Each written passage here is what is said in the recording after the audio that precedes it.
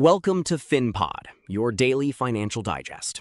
I am your host, Evan, and today we are breaking down a massive session that saw markets climb to new records. Finpod is brought to you by Fintwit.ai, your go-to platform for real-time trading signals and stock recommendations. Let's dive in. We saw a lot of movement today, starting with Palantir, which surged nearly 30%. This massive move came after they crushed their second quarter expectations, reporting a 93% revenue jump and raising their full-year guidance as demand for their AI software in the government and commercial sectors accelerates. Then there is Applied Optoelectronics, which jumped around 19%. The catalyst here was a report that the US government is drafting a potential ban on Chinese-made data center optical hardware, which would be a huge tailwind for domestic suppliers.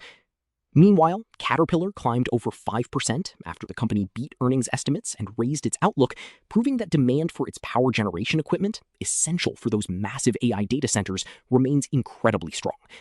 SPCX also saw a significant move, up over 9%, as investors braced for the company's first ever earnings report as a public company.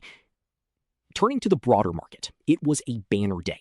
The S&P 500 jumped nearly 2% to hit a new all-time high, while the Nasdaq Composite rallied over 2.5%.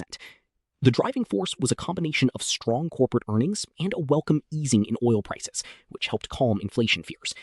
It was a broad-based rally, with investor sentiment boosted by the idea that profits are continuing to pile up despite the macro headwinds. In the AI economy, the focus is squarely on infrastructure. We are seeing a massive build-out of data centers, which is benefiting companies like Arista Networks, which just reported a blowout quarter. Their revenue hit $3 billion, and they are seeing huge demand for their networking platforms as they become the central nervous system for AI.